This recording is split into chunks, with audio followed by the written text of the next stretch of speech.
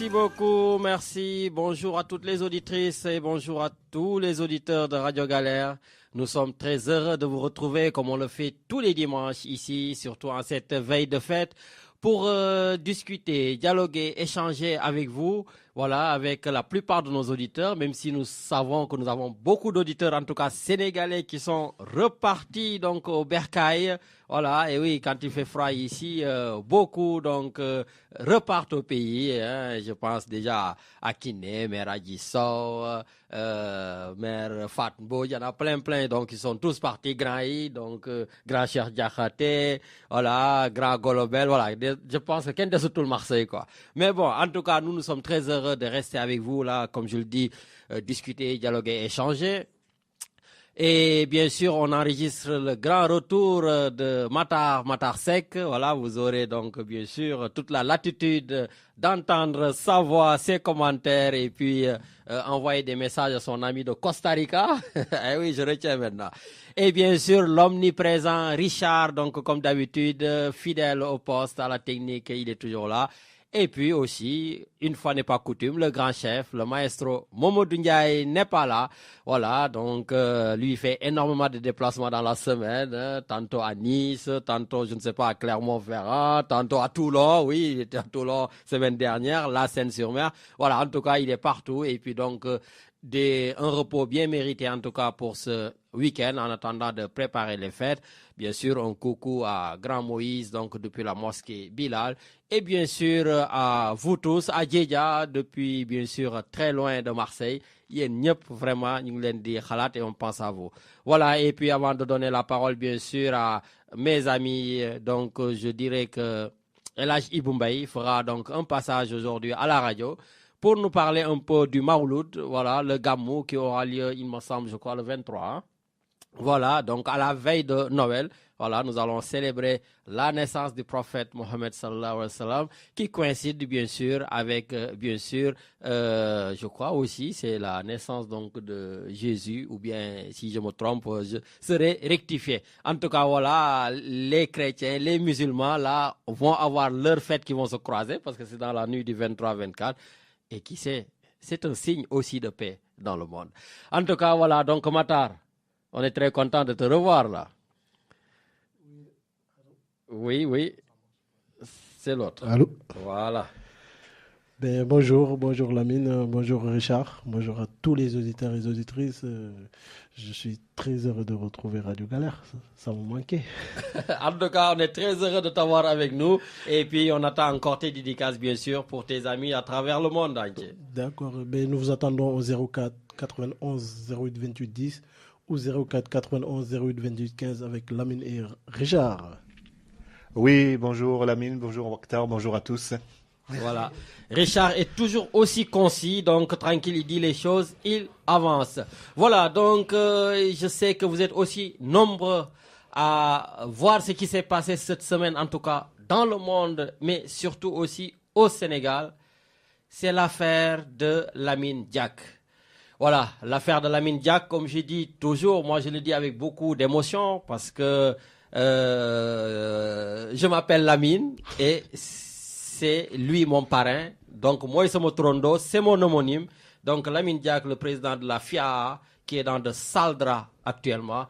Tout simplement, donc vu ce que l'on a vu, ce qu'on a lu plutôt dans Le Monde, le journal Le Monde qui l'a sorti. Matar, tout à l'heure, on va faire un petit extrait, un tout petit peu de ce qui s'est passé avec cette affaire Lamine Diack qui éclabousse la classe politique sénégalaise. Bien sûr. Parce que certains, bien sûr, de ces écrits vont directement toucher le cœur de la République sénégalaise. Mais bon, on y reviendra parce que déjà au Sénégal, il y a des arrestations, donc de manière indirecte par rapport à cette affaire. Oui, Lamine aussi, nous parlerons aussi des élections. Des élections tout à fait régionales, oui, en France, avec les peines qui ont été... Hein? Voilà. Bon, ben écoute, on va lancer la musique et on reviendra sur tout cela. D'accord. Politique politicienne, c'est fini. Du confinement, rien que non guini. Que beaucoup de liguer Sénégal. On y wouille, ni le tas. Allez, mais bunte, voilà bon. Xaalis tax a ñëw doo fi toog xeex duñu xulo jaaru ko suñuy carte la ñuy jël xañ la ko fekkee ñi ci boole fekkee ñi ci boole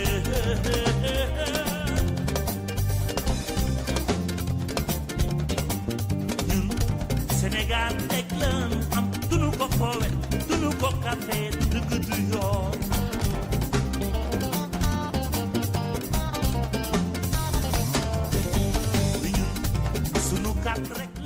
Voilà Richard, donc sans plus tarder, nous allons à l'antenne avec notre fidèle auditrice.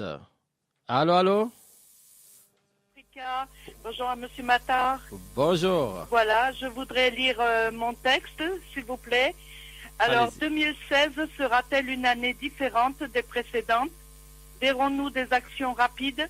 Les personnes ne tenant pas leurs promesses seront-elles mises à l'écart? Accepterons-nous ou pas les discours sans programme bien défini réalisable? Les citoyens et citoyennes seront-ils respectés au maximum tout au long de l'année ou seulement juste avant et pendant les élections? Les associations seront-elles bien considérées quand elles le mériteront, avec des subventions payées en temps normal? Le clientélisme existera-t-il? L'argent servira-t-il à tous avec égalité? Serons-nous obligés de harceler des élus politiques pour obtenir quelque chose? Verrons-nous de bons changements par des personnes qui seront là par conviction? La question reste posée. Les questions restent posées. L'avenir nous le dira. Une chose est sûre. Ce qui fera plaisir, ce sera de très grands changements pour une très forte amélioration dans divers pays. Je vous fais un gros bisou à tous. Je vous souhaite bonne fête. Et je vous passe ma maman, qui veut vous dire bonne fête aussi. C'est très gentil et on écoute votre maman.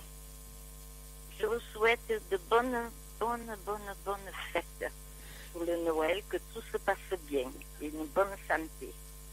Au revoir. Merci madame, nous aussi nous vous souhaitons de joyeuses fêtes de Noël, une très bonne santé, bien sûr une santé inépuisable et une longue vie. Merci beaucoup. Merci. Au revoir. Au revoir. Voilà, donc merci beaucoup à notre fidèle auditrice qui a posé énormément de questions, Richard, mais je reste dubitatif qu'elle ait des réponses. Parce qu'entre autres, elle dit, est-ce qu'on vivra dans un monde sans argent, sans corrupteurs? Est-ce qu'on vivra dans un monde plus paisible? Ben écoutez, on le souhaite, on espère, mais bon. On verra. Musique, Matar. Donc, on y va.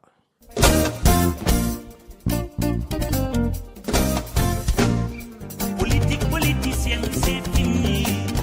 Du confinement, non guini. Que beaucoup de ligue Sénégal. On y wuyul, ni le da. Allez, me bunte, wala bo. Fi khalis taxañu. duñu xeex duñu xulo jaaru ko suñuy carte la ñuy jël xañ la ko fekkee ñi ci boole fekkee ñi ci boole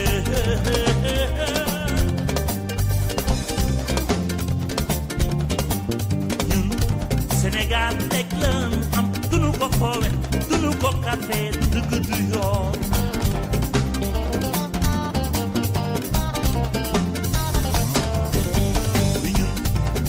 carte rek lañu am duñu ko foowe duñu ko jaayi du dëgg du yoon jamono ji njëkk ja weesu nañu léegi xale yi Sénégal yeewu nañu ku fi ñëw di def ñu gis ñu ne oui ku fi ñëw di naxe baay ñu ne non la jeunesse de mon pays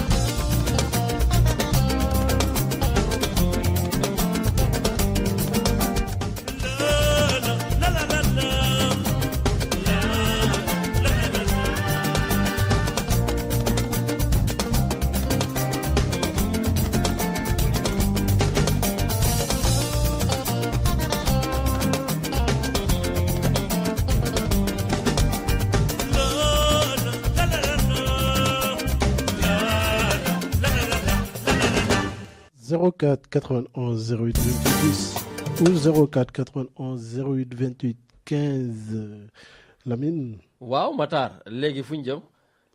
ñu ngi dem ak Titi. Titi lañ jëm.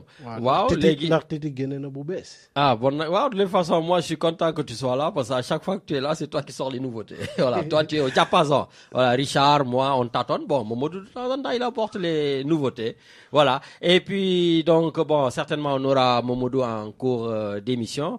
Et puis, nous pensons aussi à nos amis de Annecy, Annemasse, donc notamment à Jean-Pierre Sec, d'ailleurs Poupon, qui va incessamment prendre son avion pour aller rejoindre, bien sûr, sa petite famille en Espagne. Voilà, et qui est en train de nous écouter en attendant de partir. Samarak, donc, bonne fête de fin d'année avec la famille en Espagne, Odette, Mita, Agnès Nyom, Nul Nulen. Voilà, et puis, comme Matar il tarde à le faire, moi, je passe le bonjour à ses amis de Costa Rica. Voilà, et puis, bien sûr, tous les Sénégalais qui étaient là et qui sont partis au Sénégal pour le Gamou ou pour le Magal, qui nous écoutent sur le www.radiogalère.org, on pense à vous. Voilà, Matar, donc dès que tu es prêt, on va partir avec Titi. Ben, c'est bon. C'est bon, allez, on y va.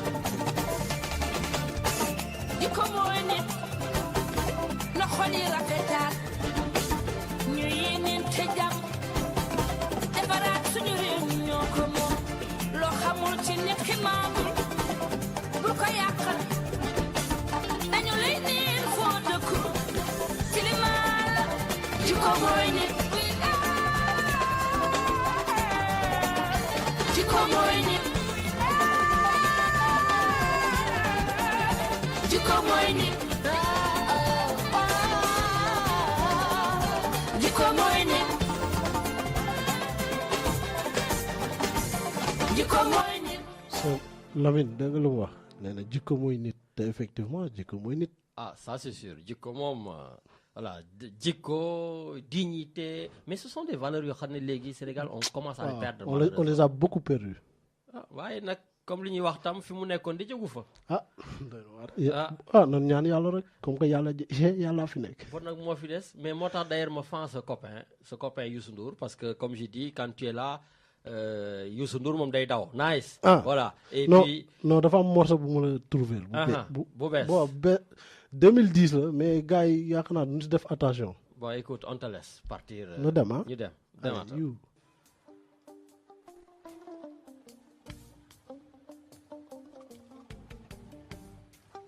Youssou Ndour, conseil spécial du président de la République Macky Sall.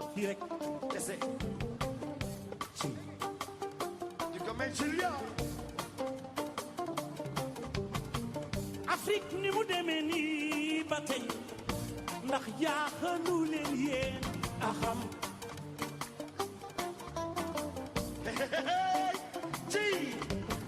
jaaxal noonu de. indépendance ba tey ndax war nañu koy wax a xam. a xam kay. ñun bi ñu ko amee ba tey ndax yokkute am. dara amu ci.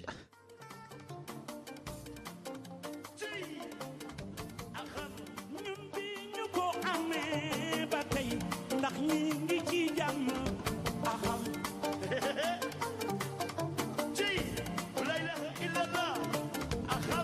bu fi tubaab bi desoon ba tey ndax du ñu weesu fii a xam. Une question à se poser.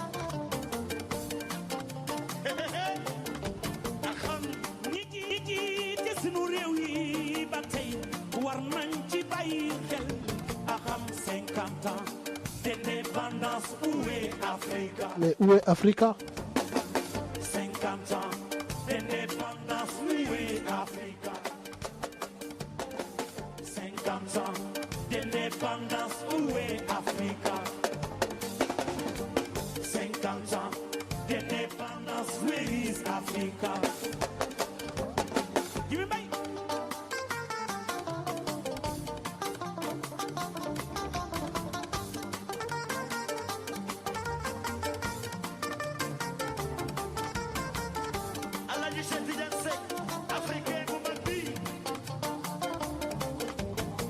Man daal foogoon naa ni ba tey mën nañu weesu fii ba tey.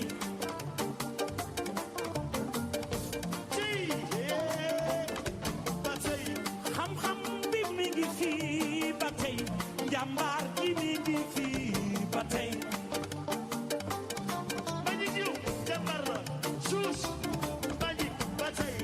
richesse bi mi ngi fii ba tey jeunesse bi mi ngi fii ba tey.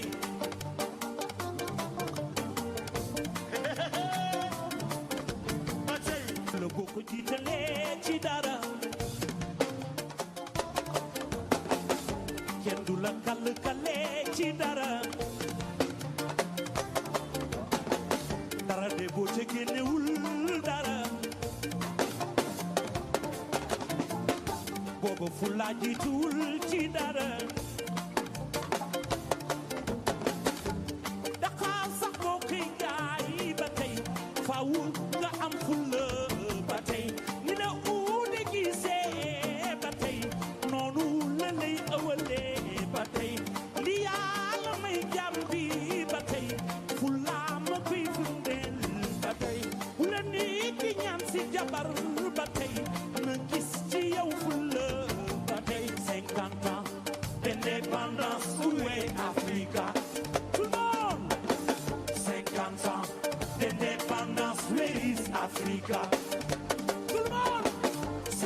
ans d'indépendance, où est Africa? 50 ans d'indépendance, where is Africa? Africa, c'est le moment, tout le monde. Africa, c'est Africa. Africa, c'est le moment. C'est le moment de... C'est le moment, mon. Africa, c'est le moment. Tout le monde, voyons. Tout le monde, merci. Africa, c'est le moment. C'est très important.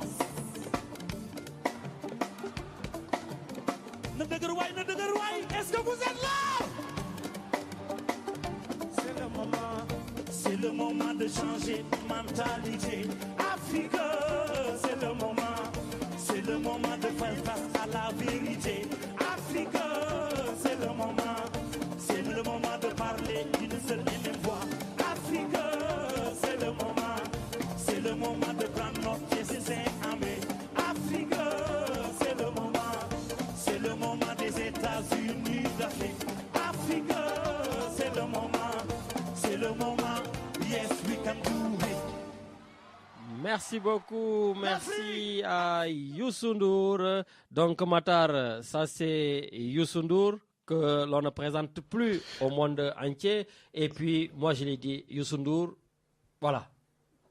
Politiquement je ne le soutiens pas. C'est vrai, même moi. Mais j'ai dit qu'en dehors de la politique, Youssou N'Dour c'est l'un des plus grands patriotes sénégalais. C'est l'un des meilleurs Sénégalais et c'est l'un des meilleurs ambassadeurs sénégalais, je voulais dire. Voilà, parce que vraiment, il dit des choses sensées et il est notre porte-drapeau. Youssou N'Dour, way la xam sama rak. Na tok ci way bi baye politique na baye gaay dem.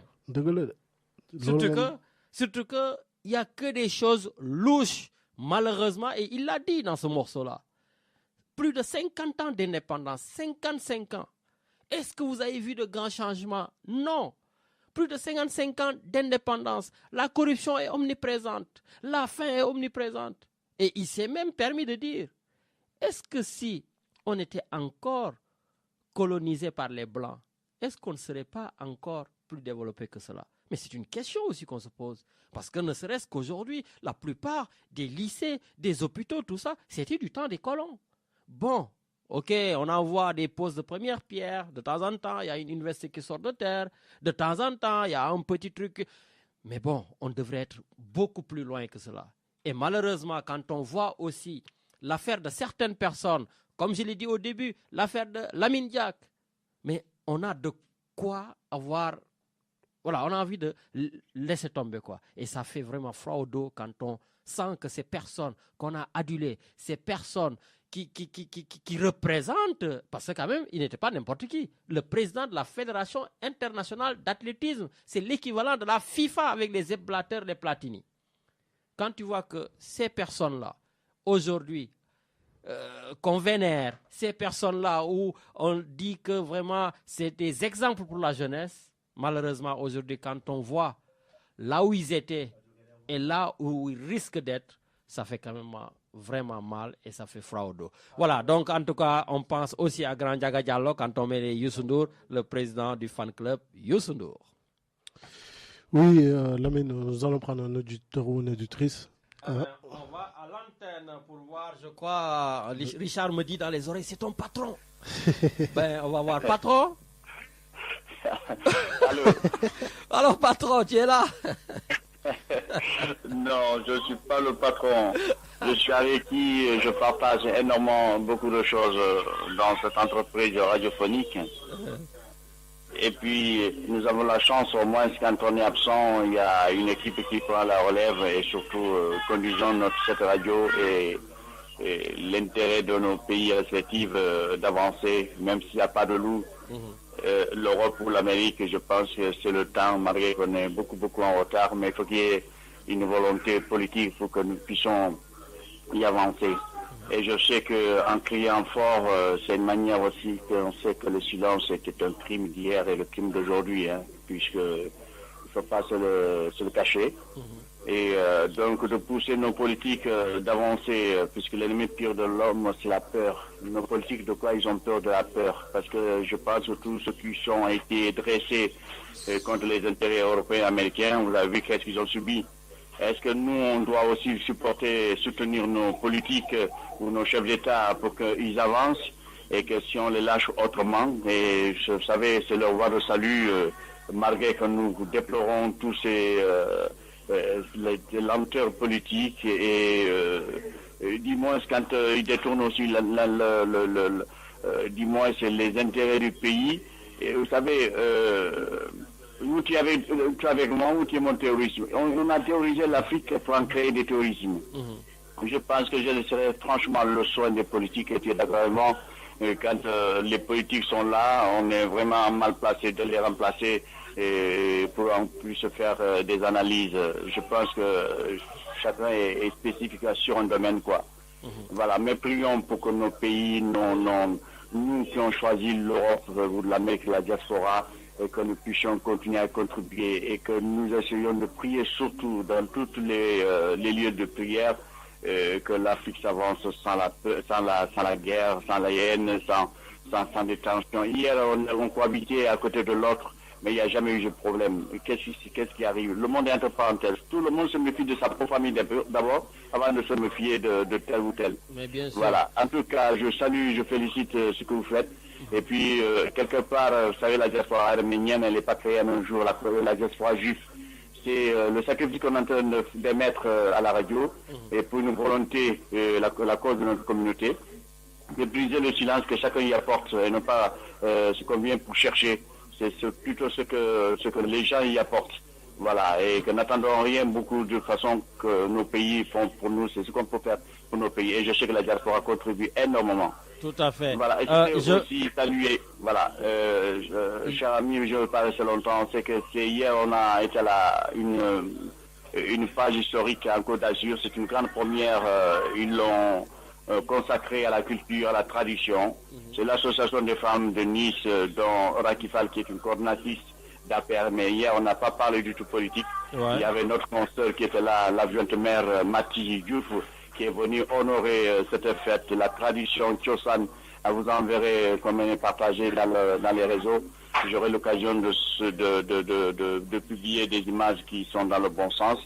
Et pour comprendre vraiment la qualité d'hier, c'est pas parce que j'ai contribué, c'est que le fait d'avoir associé la jeunesse qui est l'avenir dans le progrès d'hier, qui aujourd'hui la jeunesse sait que réellement beaucoup de choses ont changé, mais qu'ils essayent toujours de garder la tradition, la culture, le tchosan, et puis le respect des parents, et puis de contribuer à la politique. Et comme tu as souvent rebondir là-dessus, il faudrait que vous allez voter, vous allez faire la différence, ceux qui vous aiment, ceux qui vous aiment pas, élire un homme ou une femme, pour reconduire du moins l'avenir, bon vivre ensemble. En Côte d'Azur, les élus étaient là, Mati Diouf était là, et il y avait la communauté qui ont répondu présente. Nous, on a été séduits, on a été bien accueillis. Mati Diouf était avec Estrosi ou pas? Ah, Mati, tu verras ses images et son intervention. Et je crois que c'est une politique... doucement. C'est une politique... Ah oui, mais c'est une politique... T'es pas tranquille, toi. C'est une politique, elle fait ça une politique différente par rapport aux autres. Ça veut dire qu'elle est de la communauté, elle fait tout pour que la communauté réponde du moins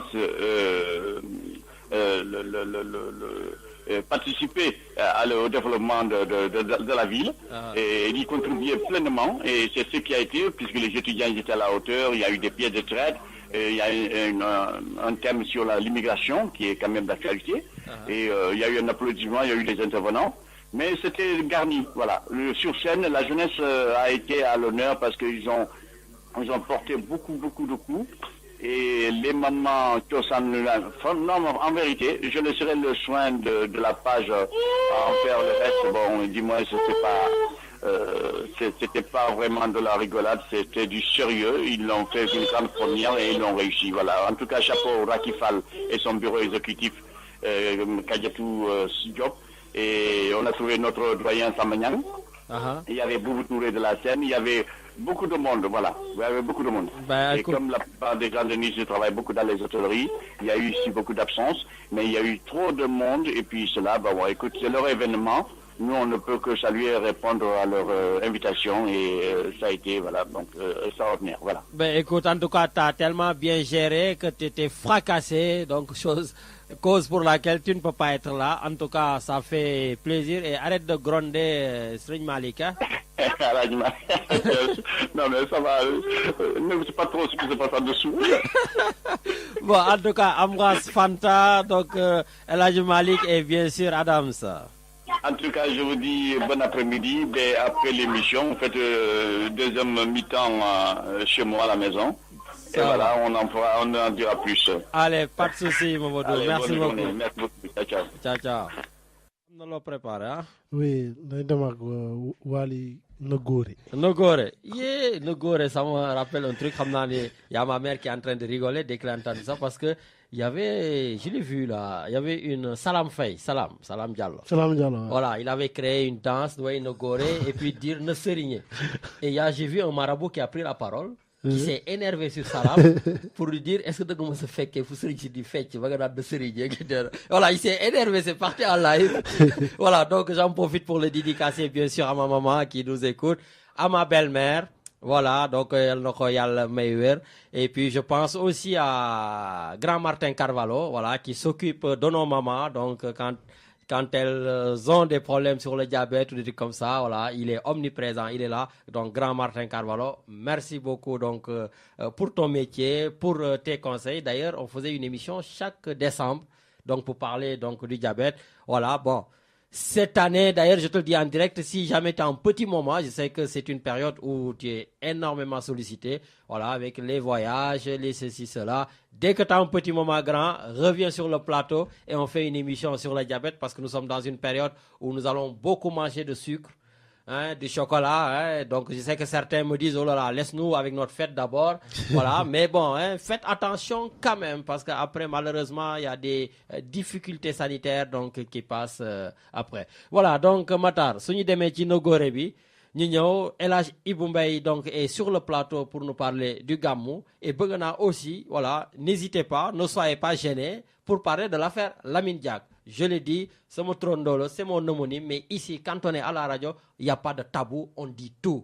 L'affaire Lamine Diack qui éclabousse la classe politique, voilà, où il y a un grand article, si vous voulez le lire, donc Le Monde a sorti cette affaire, donc Lamine Diack qui est actuellement donc sous les joutes de la justice française, voilà. Et puis, comme je dis, l'affaire Lamine Diack éclabousse la classe politique sénégalaise. Et même le président de la République, donc certains en parlent, et le président, d'ailleurs ça m'énerve, il faut qu'il arrête d'arrêter les gens, de les mettre en prison. Mais on est dans un pays libre, monsieur le président. Il est temps qu'on épargne les journalistes, qu'on épargne vraiment ces hommes politiques. Voilà, ils disent des choses, surtout que ce n'est pas eux qui ont sorti les informations, c'est des journaux comme Le Monde, c'est comme Mediapart, qui a épinglé la deuxième personnalité aussi de l'État du Sénégal, Moustapha Niasse. Bon, on va y revenir, je ne vais pas m'énerver. Mais bon, à un moment donné, il faut qu'on dise des choses. nee naa la ki toj ak ki xew bu ñu àndee lu ñu àndu am ci yoon xale yaa ngi nii ñii la ñii ñoo toj te ñii ñoo xew ñii ñooy bomb ñii ñooy corete di ko mën a gis nu su pas manqué nee naa la pom du moroom mu new yaa koy corete di ko mën a ci bàyyi leen lu ñu génne ngeen di ko fuuf te duñu xool du yoon añi du dëgg du yoon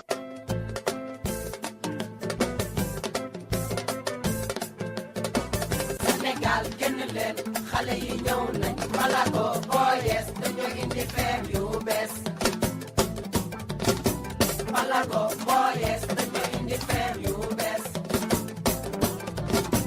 dalal nañ leen loxo yi nga ñaanal ñu jëm kanam naan Fallou Papa Abdou Kodé Khalilou la xale yi ñëw nañ Malago boys dañoo indi feem yu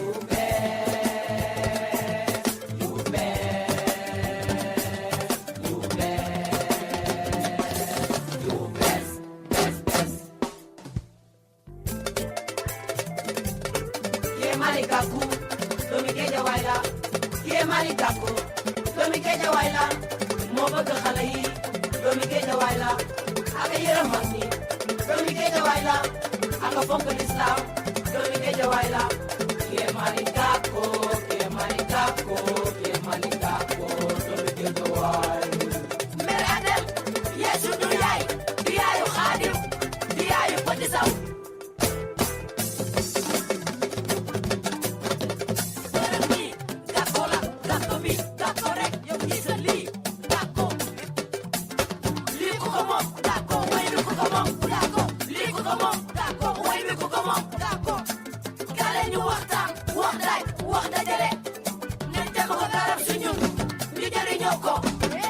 jeexul jeewa musu fee jóg jaana sax duñu xajoo ci benn baax et puis di lax du baax pour si la mi muus muus du tox bu doxee coraxaan na oxo oxo moo tudd yooyu guro daf du sol gas bàyyi leen lu ñu génn ko fukk te duñu xool du yoon du dëkk du yoon borom karaw gu ñuul ñàkkul dara génnal nàkk bilay nay góore góore nay góore góore nay góore góore nay góore góore yaay bu la neexee di génne sax ran xul arma ja paskan ak tuuti fili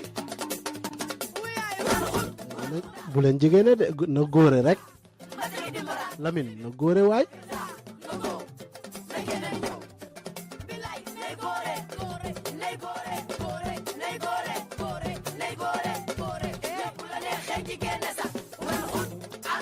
Grand Mamadou Ndiaye monsieur Ndiaye na góore Fanta Ndiaye na jigéene kon «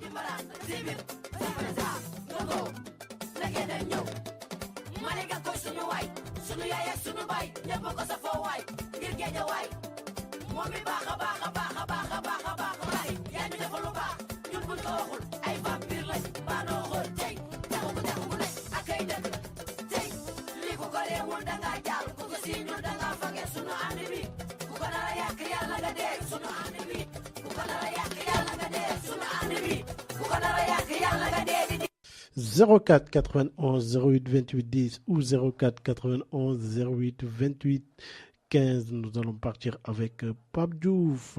Papa Diouf.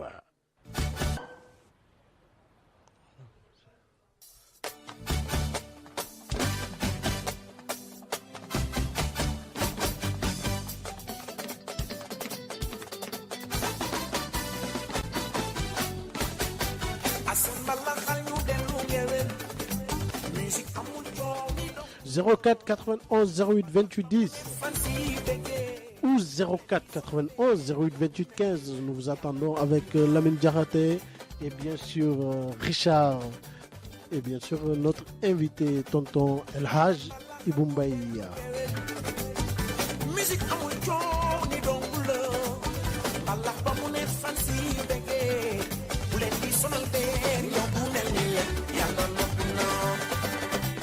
Nous saluons tous nos auditeurs depuis partout dans le monde. Notamment depuis Canada. En passant de Canada, on va de Costa Rica.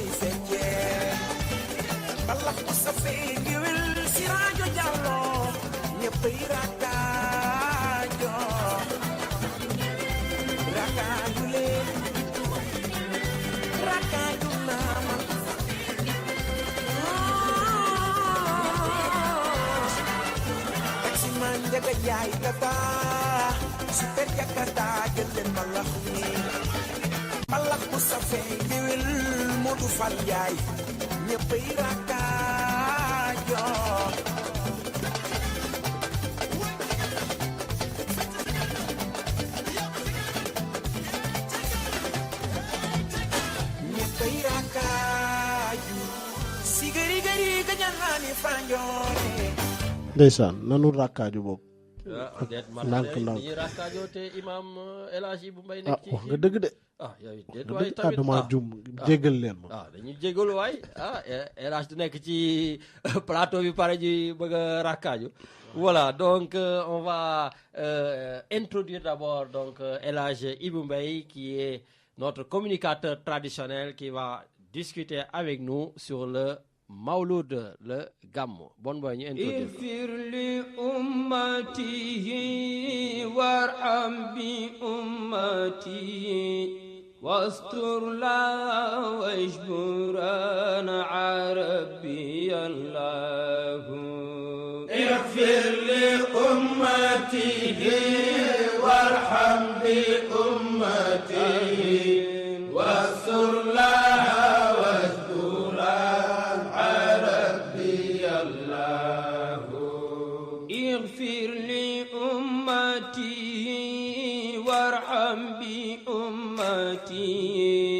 واستر لا واجبرا عربي الله اغفر لأمته وارحم بأمته واستر لها واجبرا عربي الله الحمد لله ذي تيسير يا الله نظم دراري له يا الله يا الله يا الله صل صلاة الانتهاء على سلم على المصطفى يا الله يا الله تعظل صلوات الحصة الحكماء أهل المحبة أهل الله يا الله صل صلاة وتسليما على قمر من نور خلق الأكوان يا الله لو لم ينف في فضاء الكون طلعته تبقى البرية في ظلماء يا الله نور من النور قد أودعته حكما تفيد فيدا على الأخلاق يا الله نور أحاط به الأنوار حجبة عن الحقيقة كل الخلق يا الله نور مبين أتى نور المبين لإرشاد العباد جميعا ربي يا الله ما في البرية من لم تسقيه كرما من نوره ربنا يا الله يا الله حقيقة الكون عين ذات طلعتها إفادة الله نور الله يا الله صل عليه صلاة الانتهاء كما لا للكمال انتهاء يا الله يا الله صل عليه صلاة سليما أبدا. Merci beaucoup, merci Matar. Je reçois énormément de SMS. Les gens sont très très contents de Bourdoubi ñu dugal. Mais comme je dis, ça c'est l'œuvre de Matar Seck mooy génn fu nekk. Day rakkaaju jékki-jékki door fee. Voilà, ça c'est Matar. En tout cas, merci beaucoup. Donc dédicace à Tonton Badou Diallo, dédicace à Aïda Bari, dédicace bien sûr à ma mère. Voilà, yéen ñëpp daal kontaan ngeen, Papa Yali, les Niassène qui sont du côté donc de Digne-les-Bains, ñoom Masser. Voilà, yéen ñëpp a ngi ci biir te xam naa balaa fin de l'émission bi dinañ am yeneen yu ñu dooraat. Voilà, donc c'était pour introduire notre invité El Hadj Ibou Mbaye. Donc El Hadj noo ko bëggee rek voilà ñu ngi lay nuyu ñu ngi lay dalal ñu bàyyi laa nag nga waxtaan ak auditeurs yi.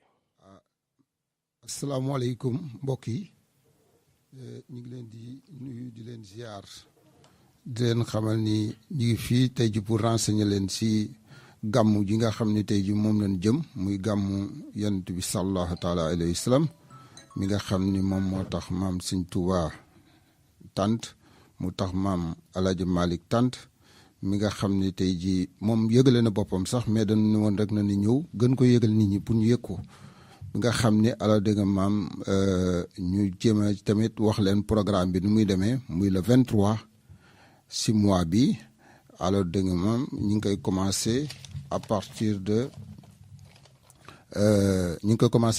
17h30 de 17h30 à 18h30 la ñuy def yaasini ak wajifa après nag 19h30 jusqu'à 20h45 mooy dîner xam naa ni foofu tamit dinaa fi taxaw tuuti parce que moom la ñuy def reer bi nag dañu bëgg cette année si mu gën a gaaw parce que avant ñuy commencer gàmm gu mag gi ñu reer ba pare kooku nag ñu koy wax sille yeeg jaxate yi comme Lamine ak mbayeen yeeg ñëpp daal ñu ngi leen koy wax di leen wax ni leen na ngeen teel a ñëw pour ngeen reer bu nu reeree ba pare ñu commencé gàmm gi nag bu ñu paree après nag ñu def exposé sëñ Mor Fall moom Mor Fall wane na boppam ñëpp xam nañ ko après exposé wu tamit imam Bass si gàmm bu ñu jógee foofu tamit ñu recevoir officiels yi tamit ñu ngi koy yëgal en premier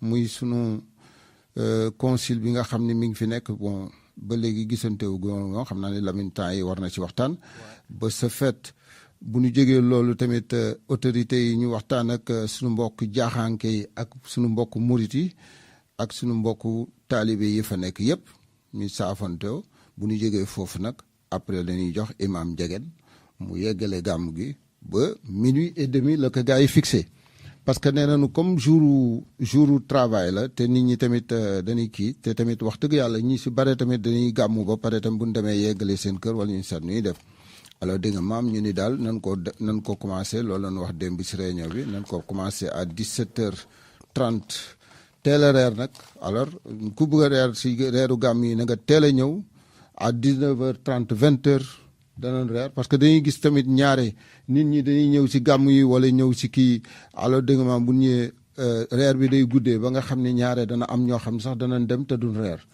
te am na ñoo xam ne tamit ñaare tamit fu sore la ñuy jóge pour ñëw barkeelu si gàmm gi alors dégg nga maam bu ñu fekk sax waxtaanu guddi ba mu guddee ñoom bu ñuy bëgg a teel a dem kon nag ñun def nañu loolu ñu ni léegi daal gàmm gi alors dégg nga maam doonu bëgg a teel yi reer yi teel pare jigéen ñi waxtaan nañ si ak ñoom ñu ngi leen di gërëm di leen sant ñoom tamit wax dëgg yàlla ñoom lu baax rek ñooma quoi voilà ñu ngi leen di ñaanal bu baax a baax di leen ñaanal si seen njaboot di leen ñaanal ñu am ay njaboot yu baax te yàlla sàmm leen te leen siraatal mustaqim amiin kon nag saal bi fan la bon wala jàkka ja si jàkka ji la jàkka ji mooy mosquée Bilal bi nga xam ni moom mooy sëñ Moussa Kouaté ñu ngi koy gërëm bu baax moo nu yombal lépp si jàkk ji alors dégg nga maam démb gisante nañ sax xam naa ni maa ngi ci doon waxtaan ak Lamine ma ne que il avait préconisé peut-être d'ici le mois de décembre mois de janvier ñu jéem a xool ni ñuy waxtaanee benn assemblée générale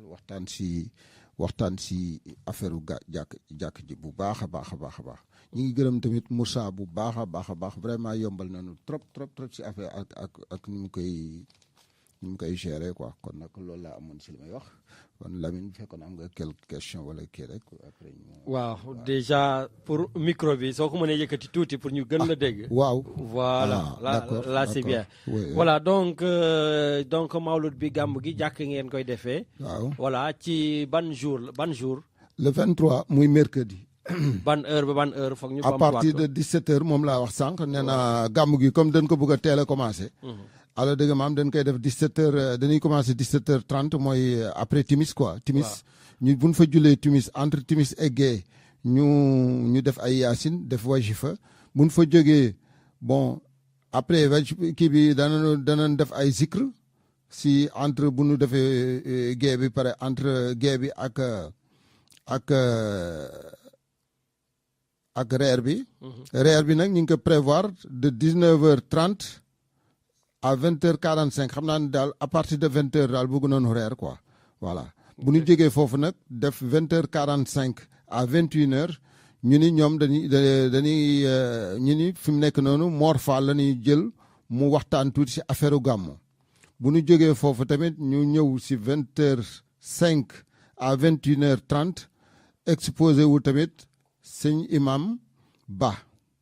bu ñu jógee foofu nag après nag ñu jàll si autorités yi ak officiels yi bu ñu waxtaanee ak ñoom muy suñu consul bi bu fa nekkee incha allah ak ña fa nekk ñëpp suñu mbokku murit yi suñu mbokku jaaxanke yi suñu mbokku saraxole yi ñoom ñëpp ñu ngi leen di woo bàyyiwuñu kenn nag ñu ngi woo toute la communauté sénégalaise ba si Martin Carlawalo moom nga woo léegi nga wax léegi nekk nit ku baax koo xam ni wax dëgg yàlla li muy liggéey si famille bi ak si communauté bi ñun ñëpp gis nañ ko voilà ñu ngi woo ñëpp bàyyiwuñu kenn voilà de ce fait nag bu ñu jógee foofu nag après 21h30 le imam Ahmed Ndiéguène di jël pour yeggale gàmmu gi ba 1h ba minuit et demi 1h quoi voilà te loolu la.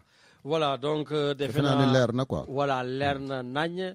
léegi dañuy continuer waat dugg toujours parce que comme j'ai dit ba ñu tegee wasifa bi. waaw kii nu mu tëddee. bourde bi. waaw voilà donc vraiment gars yi kontaan nañu message yaa ngi egg si. bon Matar li ñuy def rek mooy nga dooraatal leen ñu dugg ba ci biir dellu si ak. tonton Taysir kooku Taysir bi moom lañ ko moom la tudd. voilà moom la nga teg noonu ñëpp seen yaram tàng. te gàmmu gi commencé gul kon nag incha allah gàmmu gi nag dana rénové dana bugg ñëpp ñëw. incha allah toute la communauté marseillaise teel a ñëw moo tax ñu ni dañuy teel a reer. ku ci nekk daal mën nga ñëw jullee timis si jàkk ji.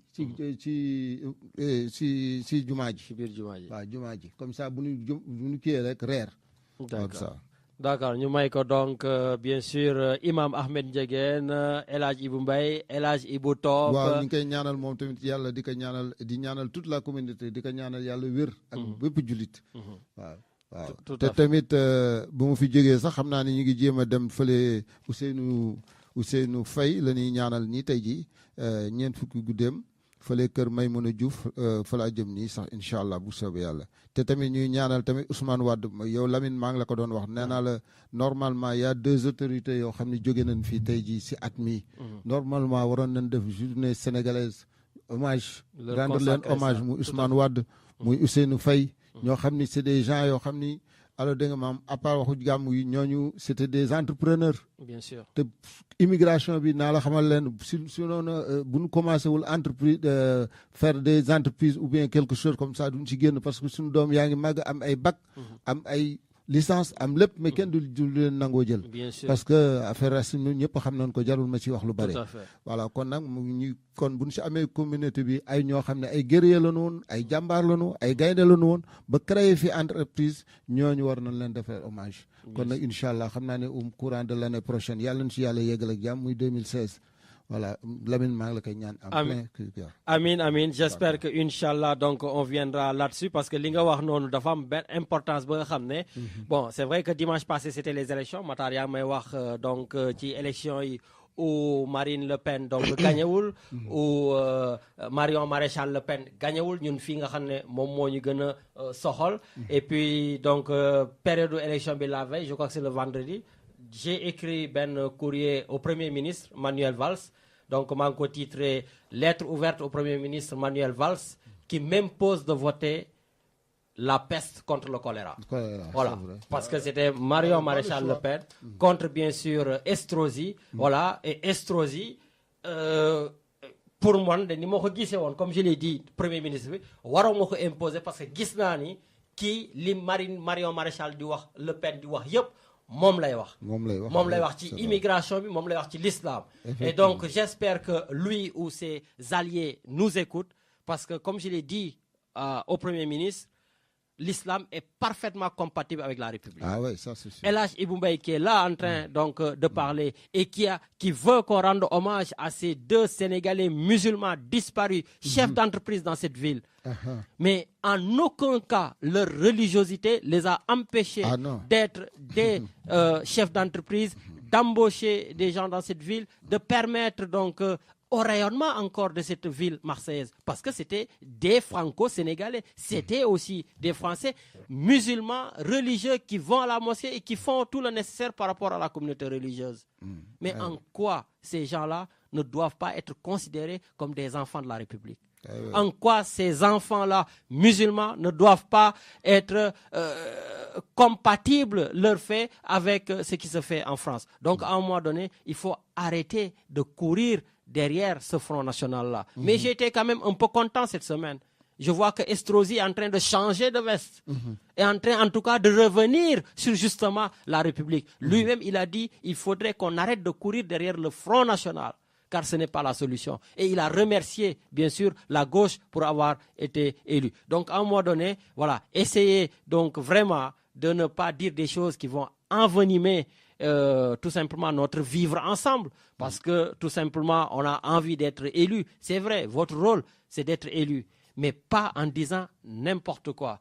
Il a parlé même dans mon courrier, j'ai dit des drapeaux, en disant que c'est pas normal qu'on vienne devant sa mairie avec nos drapeaux, admettons du Sénégal vert, jaune, rouge, ou de l'Algérie, ou du Maroc, ou des trucs comme ça. Mais en quoi prendre son drapeau d'origine fait de toi quelqu'un qui n'est plus dans les lois de la République? C'est vrai. Voilà, donc M. Estrosi, maintenant que vous êtes élu président du conseil régional, maintenant que je pense que vous êtes tranquille, vous avez éliminé le Front National, vous allez revenir à des fondamentaux et savoir que la religion est totalement compatible avec la République, mais aussi que ces immigrés que vous montrez du doigt du matin au soir sont des immigrés qui sont parfaitement intégrés dans cette République, qui travaillent, qui payent des impôts, qui respectent les lois et les règlements, qui sont tout simplement de bons citoyens français. Voilà, Monsieur Estrosi, voilà ce que, en tout cas, nous, les Français d'origine africaine, en tout cas, ou d'origine d'ailleurs, nous voulions vous dire, on restera musulman, on continuera à aller à notre mosquée, tout en respectant, bien sûr, les lois de la République. Et si jamais, demain, un autre match, comme ce qui s'est passé en 2002, entre la France et le Sénégal, Matar, s'ils vont jouer et que le Sénégal batte encore la France, M. Estrosi, vous nous reverrez sur la Canebière avec nos drapeaux verts, jaune, rouge. Et ceci ne mettra aucunement nos doutes par rapport au fait que nous nous sentons totalement dans cette République française. Voilà donc, Matar, ça au moins, tonton, merci de m'avoir permis de dire cela. Ah oui. Voilà, et puis nous allons continuer. Non, c'est que moi, je voulais au moins ça signaler cadre. Je crois bien que toi, tu as l'histoire du Sénégal.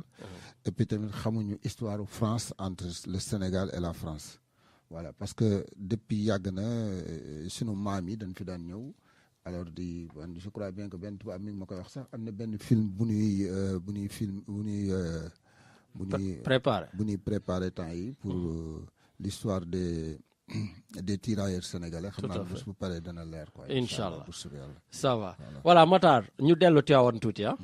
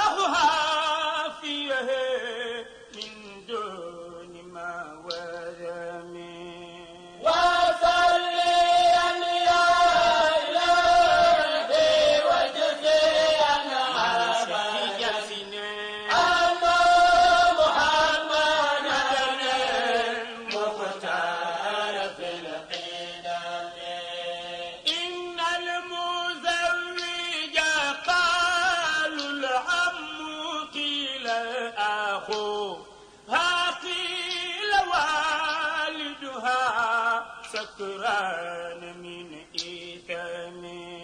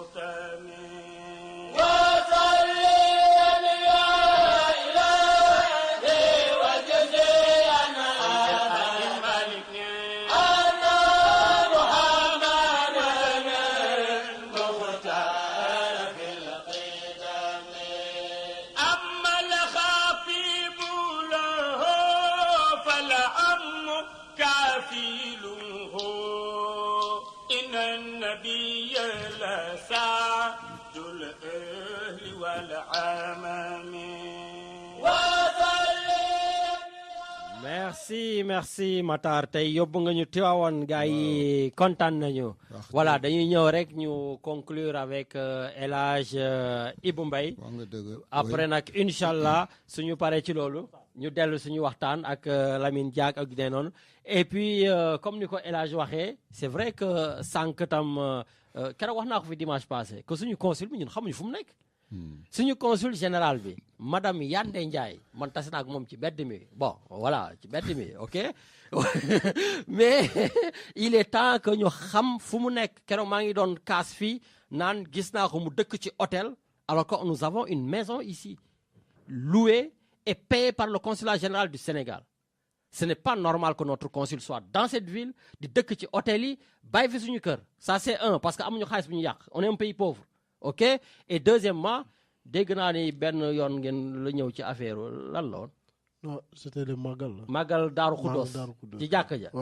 madame le vice-consul non madame la consul parce que vice-consul bon vice-consul laa bëgg a waxal Tony waxal la consul que na génn dem seeti communauté yi génn seeti sénégalais yi elle est là pour nous mais fu mu nekk nii dañ koy bàyyi mu vacances su tranquille ndax y a les fêtes Noël lekk chocolat foie gras ak yooyu yëpp.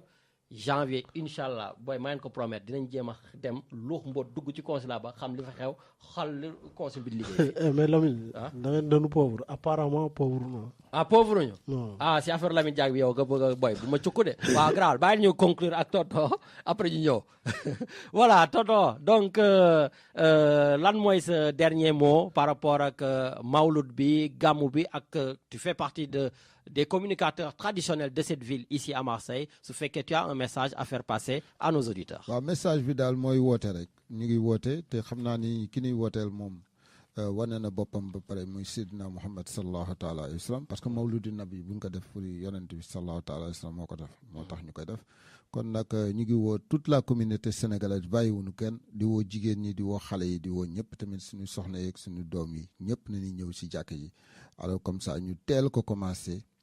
alors dégg nga maam xam naa ni dana neex lool quoi kon nag ñu ngi woo toute la communauté ñëpp nag bàyyiwuñu kenn parce que communauté moom boo ko waxee rek si langage trop muy askan wi yëpp si langage wu olof ñu ngi woo ñëpp nag bàyyiwuñu tukkulóor ñëpp daal bàyyiwuñu kenn kon nag ñu ngi ñaan yàlla nañ si yàlla gëgg jàmm te tamit yàlla nañu yàlla fekk ñu fekke ko te tal ko amiin te tamit suñu mbokk yi fi jógee tamit yàlla na leen yàlla yërëm suñu mag ñi fi des xam desandigu yàlla na leen yàlla defal wér-gu-yaram may leen gudd fan te tamit loolu daal Lamine la amoon si lu wax te tamit di leen ñaanal bu baax seen rajo bi di ko ñaanal bu baax a baax a baax a baax waaw dama koy ñaan nag ñaare di wax naan yàlla na dem ba nekk télévision incha allah dina ko nekk bu soobee yàlla amiin yaa rabbi tamit ñu lay ñaanal sa njaboot ak sa yaay bi nga xam ne moo fi des yàlla may ko gudd fan ak wér-gu ak yaay yi fi des yëpp nag ñun tamit suñu yaay yi nga xam ne tey ji taxu nanu ñoom tamit yàlla neen yàlla yërëm te yeexuñu amiin baalu ak ñëpp nag lu ma fi wax rek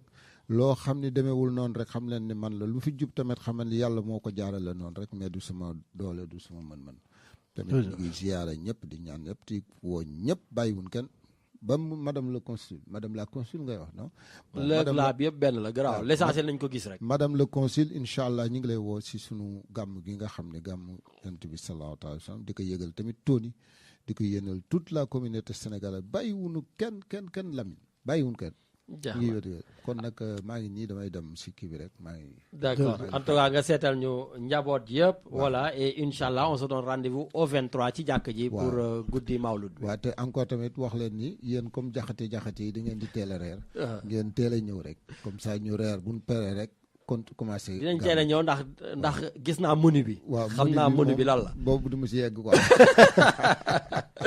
en tout cas vraiment merci mais nag après incha allah comme ni ma la koy waxee rek l'année prochaine moom danañ jóg ñëw fii toog waxtaan communautaire parce que jot na parce que jamono àddina dafa demee boo xam ne ku nekk ngi tiire ay bal fu nekk te loolu jaratu ko parce que ñun ñëpp dana ñëw si àddina mais jàmm la ñuy ñaan jàmm mel na Sénégal gële tey ji mag ñi ban fa doon liggéey jàmm rek lañ doon ñaan ça c'est sûr te jàmm ji ma nga fa mais nag il faut nag ñu conserver que nag ñun tamit comme on dit parce que yor puso xam nga mujj puso mu réer moom musiba naaru la ça c'est sûr waaw topp teel gi tamit yàlla ñu si yàlla musal amiin ñuy ñaanal tamit suñu consul bu jigéen bi nga xam ni jigéen moom yàllaa ko suturaal ñun ñëpp ko suturaal mu ñëw ak jàmm te mu xam ne nag njabootam la fi fekk fi kenn ku dul ay sénégalais ak seen njaboot voilà te Lamine tamit li mu wax ni dana ñëw mën na ñëw fii si rajo bi waxante mbooloo mi bu xew amee tamit mu ñëw sénégalais loolu la jokkalante la rek sénégalais du dara lu dul jokkalante voilà ak masla kon nag yàlla na ko yàlla dalal jàmm ñu ngi koy woo di ko tatagal bu baax a baax ni ko wax ni que nag ñun ñëpp tamit ñu ngi koy déglu waaw mooy suñu kilifa mooy suñu lépp ñu ngi koy déglu bu baax a baax di ko ñaanal yàlla tamit lii ñu ko teg mu nekk njëglaay si moom di ñaanal nag suñuy jabar yeeg suñu ñëpp di leen ñaanal jàmm di ñaanal tamit suñu doom yi si dëkk bi nga xam ne tey jii dëkk bi doy na waar mais nag ak ñaan tamit moo nu yor ban fi ñu toll rek parce que ñun ñii ñëpp dama koy wax gars yi dama naan li nu am lépp nan ko delloo suñuy waajur yi ñoo ko liggéey sa Sénégal boo gisee Sénégalais fii boo demoon préfecture dina leen di Sénégalais yaa ngi fi dóoree Sénégal yaa ngi fi wax lii leen di wax mais yooyu yëpp alors dégg nga maam ku si am problème tamit ëllëg si biir dañ koy régler rek waaw mais nag tamit ñu ngi ñaan yàlla alors dégg nga yàlla may ñu jàmm ak salaam te tamit suñuy doom yi tamit yàlla musal leen si seytaane musal leen lii dalee ak li ñu ragal yëpp loolu daal laa amoon lu may wax Lamine xam naa dinaa fi ñëwaat mois de janvier 2016 bu ma yàlla may gudd fan tant que ñu ngi koy mën dana ñëw fii di waxtaan ak nit ñi incha allah bu soobee yàlla bu boobaa nag yaa xam ni ngay laaj. Tu es le bienvenu à chaque fois que tu nous sollicites, il n'y a aucun problème, tu es le bienvenu. En tout cas, merci d'être venu et puis à la prochaine. Voilà, merci beaucoup donc El Hadj Ibou Mbaye. Donc sans plus tarder Matar, on va attaquer avec l'affaire Lamine Diack. Ma bàyyi la pour que les gens qui ne comprennent pas un tout petit peu ce qui s'est passé, il y a tout simplement un tout petit résumé et vous allez comprendre en 2 minutes pourquoi cette affaire éclabousse le Sénégal. Matar, ma bàyyi la nga dem. Avant de devenir président de l'I2AF de 1999 à 2015, Lamine Diack a été maire de Dakar, puis parlementaire sénégalais dans les années 80. L'ancien homme fort de la Fédération internationale d'athlétisme est donc un politicien et surtout un proche de l'actuel président du Sénégal, Macky Sall. Pour être élu en 2012 aux dépens de son prédécesseur Abdoulaye Wade, ce dernier a besoin d'argent, d'1,5 million d'euros exactement. Il fallait à cette période renverser le pouvoir en place. Il fallait pour cela financer notamment le déplacement des jeunes afin de battre campagne, sensibiliser les gens à la citoyenneté. J'avais donc besoin de financement pour louer des véhicules, des salles de meeting, pour fabriquer des tracts dans tous les villages et tous les quartiers de la ville.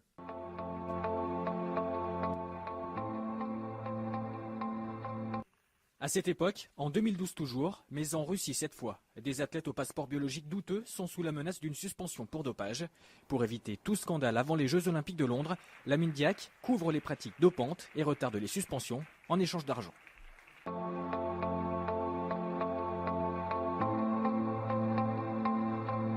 Entre une fédération d'athlétisme de Russie aux abois et un clan politique sénégalais avide de pouvoir, un homme apparaît, Valentin Balaknichev.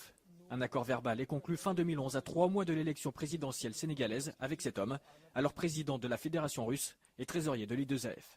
Quand j'ai sollicité une aide de la part de Balaknichev, je lui ai dit que pour gagner les élections, il me faudrait environ 1,5 million d'euros. Il m'a dit, on va essayer de les trouver, il n'y a pas de problème. Lamine Diack accuse donc clairement Balaknichev, mais le russe lui nie toute implication dans cette affaire. Voilà, donc merci Matar pour bien sûr donc ce petit résumé qui permet aux personnes donc, qui ne savent pas ce qui s'est passé, au moins je pense que ça a été bien résumé. Nous allons tout simplement vous donner la parole, donc si vous avez envie tout simplement d'en discuter avec nous au 04 91 08 28 10 ou 04 91 08 28 15. Et puis, bien sûr, Batar, nous sommes écoutés au Sénégal sur www.radiogalère.org. Et donc, voilà, vous êtes les bienvenus. Matar Lobogor. Mais Lamine, j'ai bien entendu, mais c'est que le problème, il y a j'ai entendu deux versions. Deux versions, sur le traitement des médias sénégalais. Parce oui. que sur les médias sénégalais, le nom de notre président apparaît pour que cet argent a été donc utilisé par l'opposition. Bon, écoute Matar, merci d'ailleurs si cette question, ça nous permet donc d'éclaircir des choses. Effectivement, les médias sénégalais, comme tu dis, ont parlé du président Macky Sall, ok, et les médias, je vais dire, le média qu'il a sorti, c'est le journal Le Monde. Donc, d'ailleurs, certains disent qu'il y a la violation du secret de l'instruction parce qu'ils ont sorti les PV. Mais ça s'est toujours passé comme ça, que ce soit avec Lamine Diack, que ce soit avec Sarkozy, que ce soit avec d'autres. Toujours, les PV sortent dans les différents journaux. Bon, ça, c'est un autre truc. Mais ce que tu as dit, effectivement, Lamine Diack n'a jamais, parce que lui-même, il a parlé, il n'a jamais prononcé le nom du président Macky Sall. OK ? Mais je pense que les gens, ils ne sont pas fous. Les gens, ils comprennent donc ce qui se passe. Voilà, nous avons un auditeur. Oui. Bon, on va le prendre et après on y reviendra. Il est parti. Il est parti. Bon, j'espère que l'auditeur va nous appeler. Oui, donc Matar, moi je vais dire, l'argent du dopage, l'argent de la triche, l'argent de la corruption de l'athlétisme reçu par le président donc Lamine Diack a servi à financer la campagne de l'opposition sénégalaise en 2012. Ouais. Et en 2012, qui était le président de la République? C'était Abdoulaye Wade. Qui était dans l'opposition en 2012? C'est Macky Sall. C'était Macky Sall, c'était Ousmane Tanor Dieng, c'était Moustapha Niasse, donc tous. Voilà. Donc aujourd'hui, c'est quelque part, c'est légitime que les médias sénégalais utilisent le nom du président de la République, Macky Sall. Et ce n'est pas parce qu'on dit que Macky Sall était dans l'opposition, aujourd'hui il est président de la République, mais quand même, on peut penser qu'il a profité de cet argent. Mais est-ce que ça veut dire que nous, au Sénégal, on doit regarder son bopp bu baax? Ben, tout à fait. C'est-à-dire qu'en fait, il faut que nous regardions sur parti politique, il fallait nous dire xaalis. Ah non, mais ça c'est sûr. Mais je vais te répondre plus tard. On a les auditeurs qui commencent à nous inonder. On va les prendre par respect. Allô? Allô? Oui, bonjour. Bonjour Lamine. Oui, bonjour grand Pape Seck. Oui, ça va, alhamdoulilah, ñu ngi lay déglu. Bonjour à tous les auditeurs de Radio Galère. Bonjour. Moi, ma vision là-dessus, quand Wade partait, je parle aux politiciens sénégalais d'abord. Quand Wade partait, avec l'argent de la Lamine Diack, ou sans l'argent de la Lamine Diack,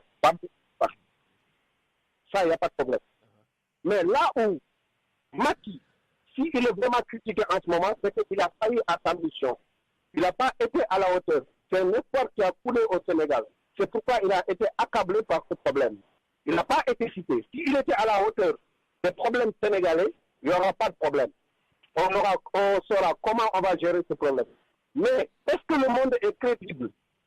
Tu me diras oui. Tout à fait. Je te dirai oui. Est-ce que les renseignements du monde sont crédibles? Je te dirai oui. Tu me diras oui. Que le monde est un journal très crédible. Qui ne sort pas des informations à l'africaine, je veux dire. Tout à fait. Oui. Donc, Lamine Diack a nié qu'il n'a pas dit ça. Il n'a pas dit que l'argent a été financé, etc. Il a nié.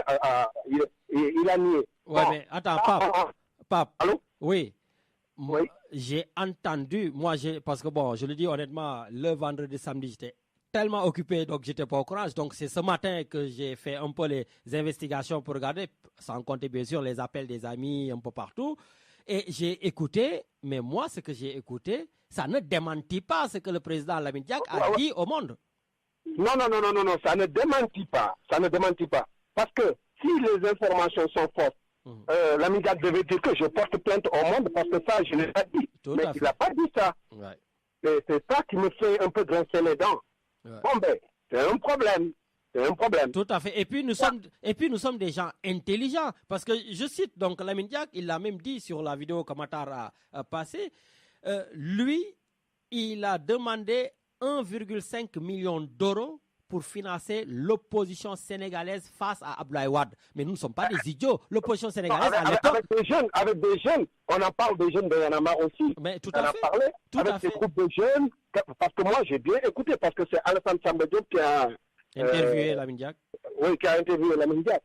Mais pour être très court, parce que je ne vais pas monopoliser la parole aussi, pour être très court et concis, le problème du Sénégal, ce sont les politiciens qui sont en train de torpiller un peuple avec leurs problèmes. Les Sénégalais doivent voir quand moi le noir diriger quoi. Parce qu'on a de très grands problèmes parce que ça salit le nom du Sénégal. Tout à fait. Et il y a un problème d'argent. Moi aussi, je le vois sur une autre façon. S'il y a un problème d'argent, on accable les Africains. Et les Européens, qu'est-ce qu'ils n'ont pas fait en Afrique? Nous, on n'a fait que des problèmes d'argent. Ils nous ont torpillés, ils nous ont tués, ils ont fait tout ce qu'ils ont voulu. Moi, je suis né à Saint-Louis du Sénégal. Tu vois ce que je veux dire? Tout à fait. Il y a un problème, un Africain qui doit émerger, il le tue dès qu'il fait un faux pas. Il l'accable. Et nous, on ne protège pas notre patrie aussi. C'est ça qui me gêne un peu. Et on n'a pas le droit d'être dans le faux aussi. On n'a pas le droit d'être dans le faux. Mais ça, par rapport à ce qu'ils ont fait, eux, c'est très minime. C'est mon avis personnel. Hein. Bien sûr, tout le temps, le droit. Oui, c'est très minime. Mais quant à Lamine Diack, c'était un moment. Ils l'ont accablé, ils l'ont tué vraiment. Et il y a une partie de vérité aussi. Parce que si tu entends Lamine Diack parler, il ne dément pas à 100% Bien ce sûr. qu'on lui reproche. Tout à fait. C'est là où le bas blesse. Laissons la justice prendre son temps et faire ce qu'il doit faire. Et ce que j'ai à dire aussi à Macky, c'est qu'il faut qu'il se prononce, qu'il se lave, qu'il nous dise au moins sa campagne a été financée comment et où et par qui. Tout à fait. S'il nous le dit pas clairement, on aura toujours des soupçons là-dessus. Effectivement. Oui. Et le PS aussi a été... Non, le Benno du Sénégal a été accablé. Parce que le problème des politiciens, si on doit protéger, le naissance se lave en famille. Si on doit protéger un de nous, on le protège quand même. Après, on doit laver nos linges. Mais on accable tout, on met tout, le Sénégal. Et c'est le Sénégal qui va perdre. Nous, les Sénégalais, eux, ils partiront. Excusez-moi. Le problème, c'est un problème qui n'est pas au Sénégal. Il ne faut pas le mettre au Sénégal aussi. C'est ma façon de voir. Tout à fait. En tout cas, merci beaucoup pour ton point de vue et puis reste avec nous dans l'émission. Merci beaucoup. Il n'y a pas de problème. Merci. Voilà, je pense qu'on a un deuxième auditeur. Allez, on y va. Allô? Oui, allô, Lamine. Oui, bonjour. Comment ça va? C'est Sambanyan à Cannes. Sambanyan, Cannes, comment tu vas? Très bien, vous allez bien? Ça va. Et à Nice, là-bas, ça se passe, à Cannes? À Nice, ça se passe très bien. Hier, Mamadou Ndiaye était avec nous à Nice. Ouais. Il y avait des journées de culturelles de Rakifal à Nice, dans l'association de Partage 06. Alors vraiment, je vous dis que c'est la richesse du monde. C'est la richesse du monde, il y avait du monde à bloc, franchement. Ah ben tant mieux, tant mieux. Et puis bon, ils ont montré toute la culture, toutes les cultures concernant des halplar, ils ont montré tout. Des cultures on a mis même des trucs de mariage, je vous dis, au niveau de même de notre culture, nous-mêmes des Tchoubalo, c'est que les vous, hein, ils ont fait tout, ils ont montré tout. En tout cas, il y avait des adjoints de maire de Nice qui étaient là, Mati Diouf, notre terre. Il y avait toutes les délégations étaient là, franchement. Et donc, Maman Ndiaye, il a fait un bel travail et devant tout le monde. On le félicite d'ailleurs avec le travail qu'il a fait hier. En tout cas, merci encore une fois. Ah, mais c'est parfait. D'être remercié. C'est parfait. Donc, voilà, par rapport à ce que j'entends au niveau de Lamine Diack, au niveau des accusations du Sénégal à gauche à droite. Oui. Alors, j'ai quelques réactions, 2-3 mots à dire là-dedans. Allez-y. Je dis simplement à Lamine, il faut que les gens comprennent. Il ne faut pas que les gens rentrent dans le politicien. Ça, c'est clair. C'est mon point de vue. Bien sûr. C'est des politiques politiciens. Puisqu'on connaît déjà, à président de la République, son excellence M. Macky Sall, alors, et son campagne commence à se dérouler. Donc, ça n'a rien à voir avec le financement de la Mindiag à gauche et à droite. Alors, moi, je pense, ça, c'est des politiques politiciens. Puisque le porte-parole du gouvernement, déjà, il a tout décliné, il a expliqué clairement. Alors, Macky Sall aussi, aujourd'hui, nous qui étions avec lui depuis le premier heure jusqu'à jour d'aujourd'hui, on sait que tout son financement, d'où ça vient au niveau des campagnes, son campagne. D'ailleurs, on a vu l'accusation de PDS au départ, Macky Sall, où il a trouvé tous ces milliards. Vous croyez-moi, si franchement, Ablaye Wade, si franchement Macky Sall, il avait pris de l'argent du gouvernement, des biens des Sénégalais, aujourd'hui, il ne serait pas là. Il ne serait pas dans le pouvoir. Tout à fait. Ça, je suis rassuré. Je crois que aussi, beaucoup de Sénégalais comme moi, ils partagent cet avis. Évidemment, Macky Sall, c'est quelqu'un honnête et sérieux. Il n'a pas besoin de prendre de l'argent des Sénégalais pour faire son campagne. Non. Il faut que les Sénégalais savent ça. Donc, pour moi, c'est une politique politicienne. Vous avez vu tout récemment son frère qui est décédé. Hein? Vous avez vu M. Amadou Konté. C'est un multimilliardaire. Et c'est lui qui avait donné tout, la plupart de ce financement. Macky Sall n'a pas besoin de prendre l'argent des Sénégalais. Il a déjà sa famille qui ont de l'argent, qui ont là, ses amis, qui ont les aidés pendant les campagnes.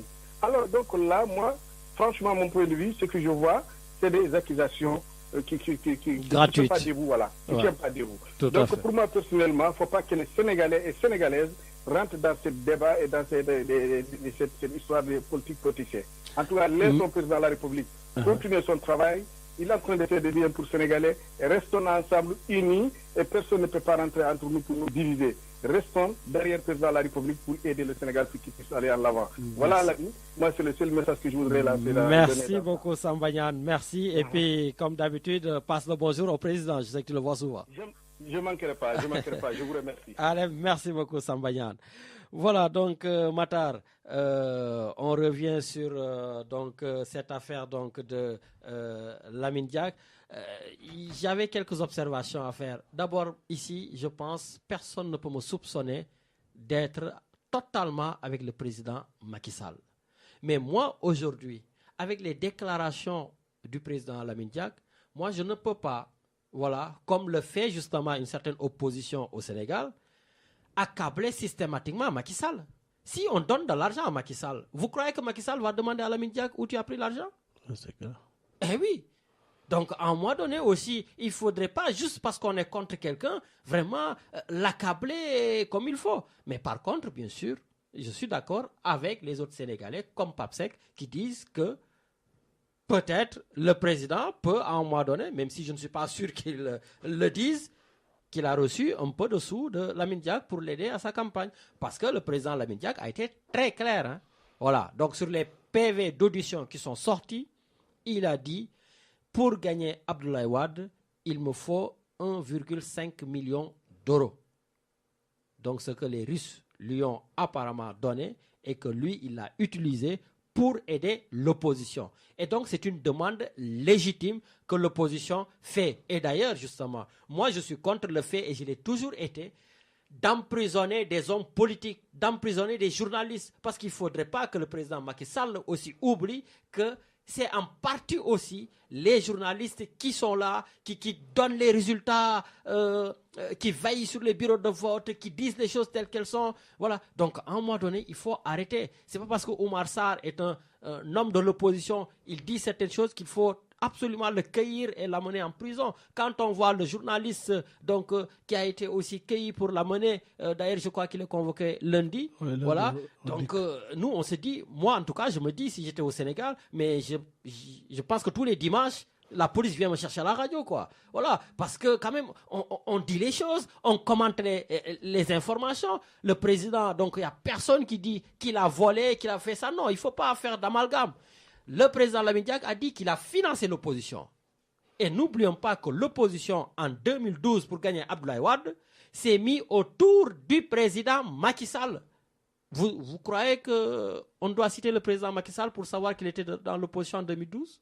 Personne, non. On n'a pas besoin de citer le président Macky Sall. Mais il était l'homme fort de l'opposition au second tour. D'ailleurs, on se pose la question, aujourd'hui, il y a un seul parti d'opposition, c'est le PDS. Sinon, tous les autres partis sont avec le président Macky Sall. Ils sont au pouvoir. Donc, il faudrait qu'on arrête de jouer sur les mots et qu'on essaie de savoir est-ce que Lamine Diack lui-même a été corrompu et est-ce que l'argent de cette corruption est rentré de manière très légale au Sénégal dans la sphère politique. D'où la question de Matar. Comment sont financés nos partis politiques? Est-ce qu'on ne devrait pas commencer à fourrer notre nez dans le financement des partis politiques, justement au Sénégal? Parce que peut-être si c'était le cas, aujourd'hui, Lamine Diack n'oserait, je pense, jamais demander 1,5 million d'euros pour financer cette campagne. Donc, légitimement, la classe politique et surtout le PDS a le droit de se poser des questions, Matar. Et la plupart des Sénégalais, il faut le dire, en 2012, ont voulu le départ du président Abdoulaye Wade car son régime était considéré comme un régime corrompu. Et apparemment, c'est l'argent de la corruption internationale récolté par Lamine Diack qui a servi à évincer Maître Abdoulaye Wade du pouvoir. Donc en 2012, comme j'ai dit, c'était une bataille entre deux systèmes. Un système présidentiel gangréné par la corruption, incarné par le président Wade, contre un système d'opposition soutenu par la corruption de l'argent que Lamine Diack a amené au Sénégal, incarné par l'actuel président de la République, parce qu'il était quand même l'homme fort de l'opposition à l'époque. Donc c'était corruption contre corruption. Donc aujourd'hui, les Sénégalais doivent se poser les bonnes questions de savoir, Matar, bien sûr, d'où vient l'argent que les Sénégalais utilisent. Et puis, dans ce match entre corrompus, mais il n'y a pas de vainqueur. Il y a juste quelqu'un qui est vaincu, il y a juste un perdant, et ce perdant, Matar, c'est le peuple sénégalais. C'est sûr. Donc, je ne suis même pas d'accord avec Papsek qui dit que les Occidentaux ont beaucoup utilisé, fait des choses au Sénégal, font des choses donc en Afrique, ils ont pillé et tout. Oui, je suis d'accord avec toi.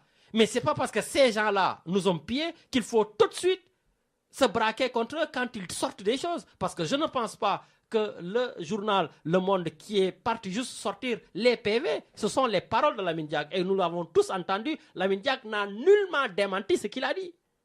Maintenant, on va voir. Moi, comme j'ai dit, je suis confiant d'une chose, c'est que Lamine Diack est tombé aussi sur un os.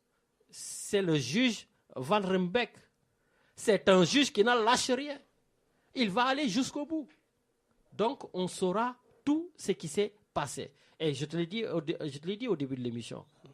On sort de l'affaire de Lamine Diack pour rentrer dans l'affaire de Moustapha Niasse.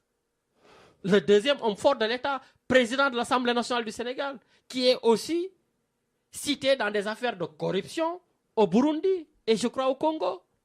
Donc, mais où l'on va là? Vous croyez que dans ces conditions-là, on va rattraper la Corée du Sud, comme ils ont dit? Ou on va rattraper tel ou tel pays? Non, dans nos rêves. On a le droit de rêver. Bon, on a le droit. I have a dream, comme disait l'autre. On a le droit. Mais bon, en tout cas, aujourd'hui, je pense que toutes ces révélations qui sont faites par Mediapart, par Le Monde, nous savons que, allez, on ne donne pas quitus total à ces deux journaux-là, mais attention, c'est quand même des journaux qui ont sorti pas mal d'affaires qu'on a posées sur la table. Il y a même l'affaire, je ne sais plus là, du ministre ici qui avait planqué ses milliards, Richard, là, le ministre de l'économie de la France, là, je ne sais plus comment il s'appelle. Hein?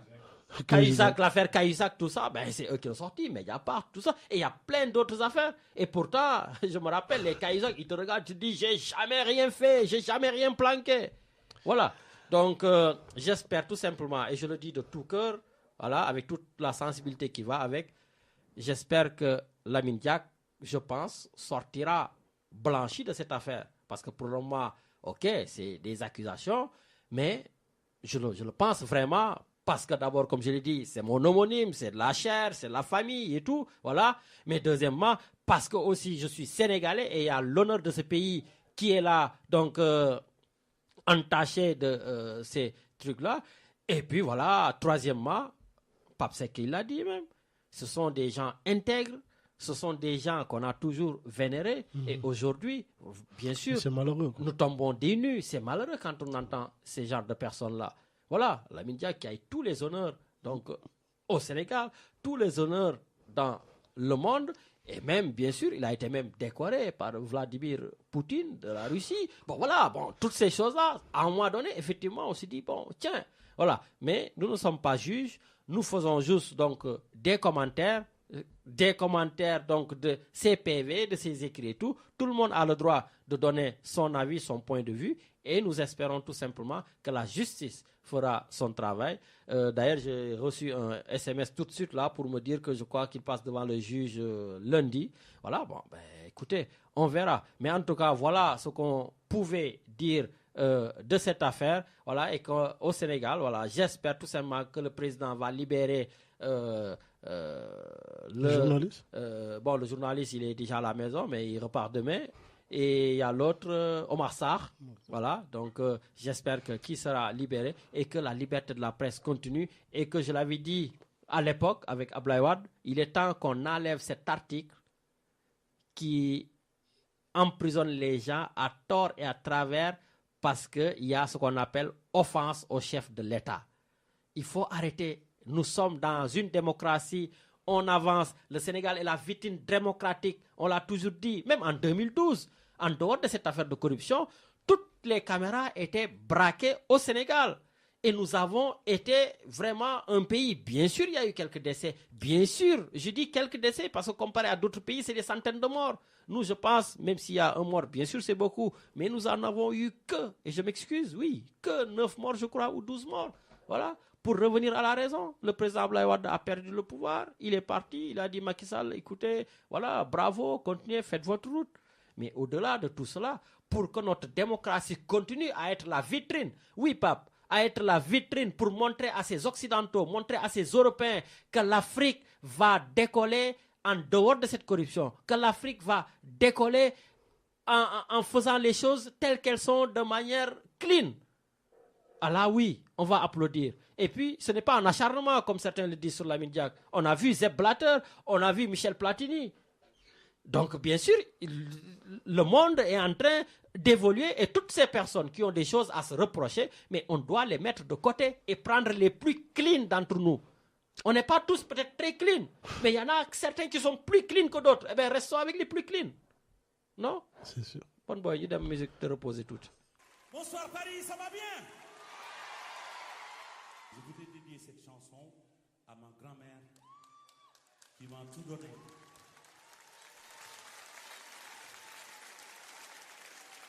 Et vers la fin de cette chanson, on reprend aussi pour rendre hommage à Toto, qui est parti récemment, Doulouyaï Barroso, maître de Lévi, et aussi son regretté père à la université.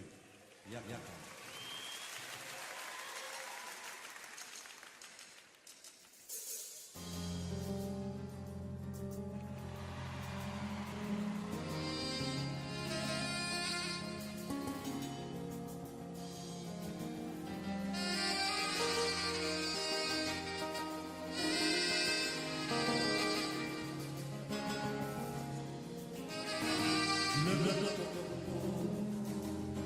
Souvenir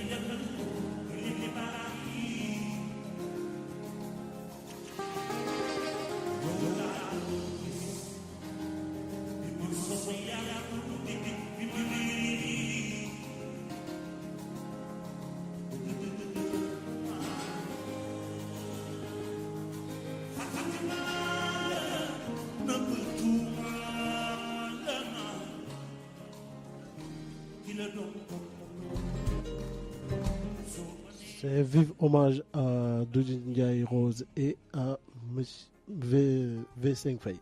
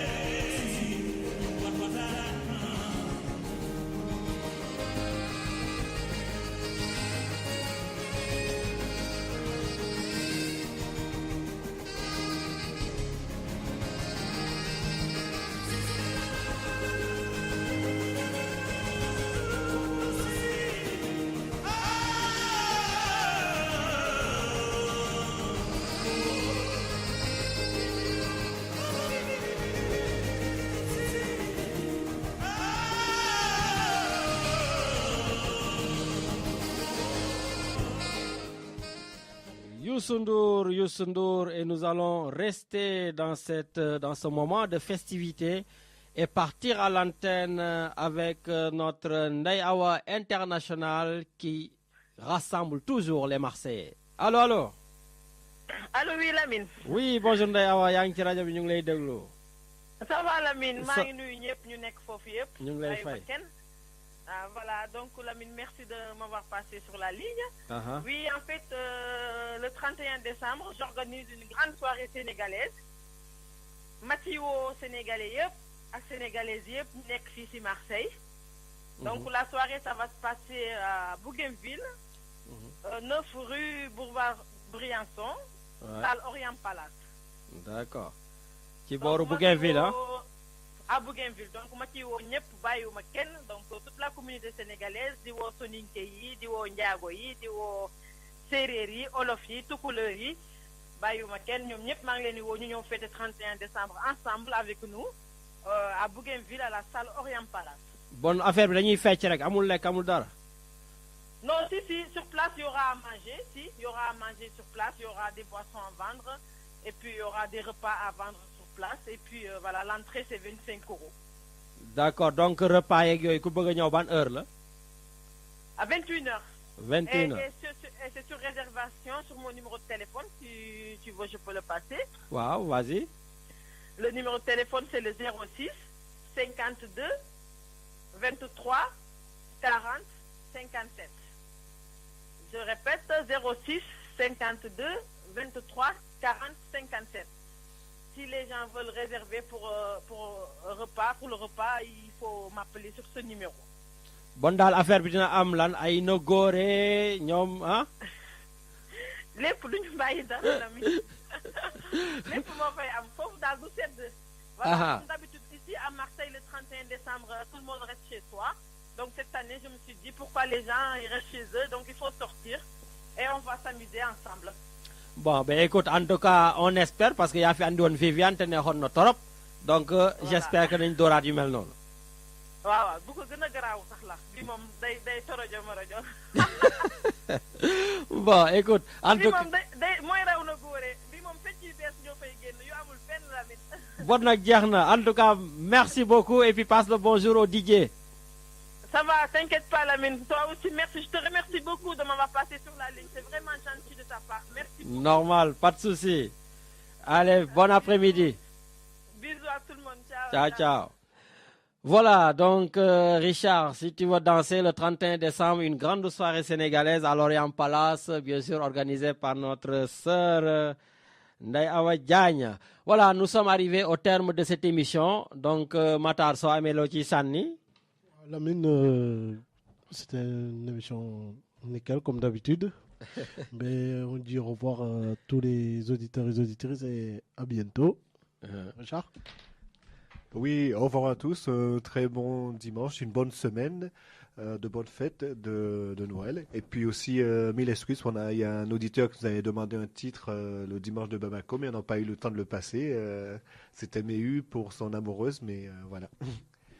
Donc, bon dimanche à tous et à bientôt.